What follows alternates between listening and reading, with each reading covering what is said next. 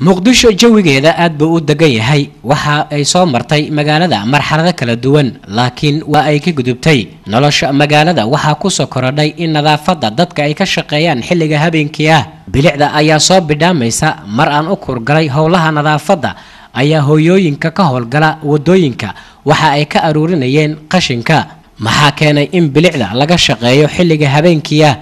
maxaa qorshe ah howlaha nadaafada magaalada u degsan cabdicasiis godax bare agaasimaha nadaafada dawladda hoose oo aan bartamaha magaalada muqdisho ku wareystay ayaa arrimahaasi ka hadlaya dabcan nadaafada magaalada muqdisho waxaan ku soo rognay qorshaha cusub ee aan soo rognay waxaan ku bilownay marka hore olole nadaafadeed oo aan gelinay degmooyinka dhexdooda tartan xoog leh kadib haddana waxaan u soo gudubnay wareegii labaad oo aan maaragtay dadkii degmooyinka ka shaqeynaya howlaha markaan aragnay aan bilownay in ay maaragtay aan shaqaalayno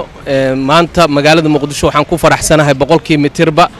sida gudoomiyaha gobolka banaadir ahna duqa magaalada muqdisho uu maaragtay noo ballan qaaday inaan leenahay shaqaale ka shaqeeya boqolkii mitirba hal qof magaalada aad arkayso magaalada muqdisho dadkii wacyigelin badan ay u baahan yihiin qorshaha noogu weyn marka waxay tahay inaan marka hore shaqaalihii dhisno kadibna aan haddana maxaa la yiraahdaa wacyigelintii iyo wixiina aan wadno marka magaalada waxaad u malaysaa maalinta ka dambaysa inay soo kordhayso nadaafadeedii bilicdeedina ay soo noqonayso waxaa la guda galay xilliga kulaylaha waqtiga nadaafadu waa imaanka barki ma jiraan talaabooyin loo qorsheeyay bilicda caasimadda waa kan mar kale madaxa nadaafada gobolka banaadir cabdicasiis godax bare nadaafada annaga guud ahaan waxaan u isticmaalayna waxay tahay waa waaxda dawladda hoose iyada ayaa ka shaqeynaysa dabcan xaafadaha gudahooda iyo meelaha kalena waxaan u isticmaalaynaa shirkado qaas ah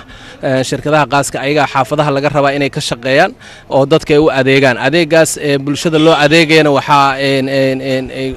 yacni shirkadaha ay ku qasban yihiin inay dadka guryahooda maalin walba iyo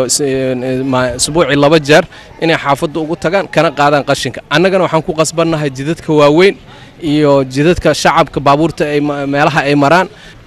cabdicasiis ibraahim axmed okay TV-ga caalamiga Universal magaalada Muqdisho.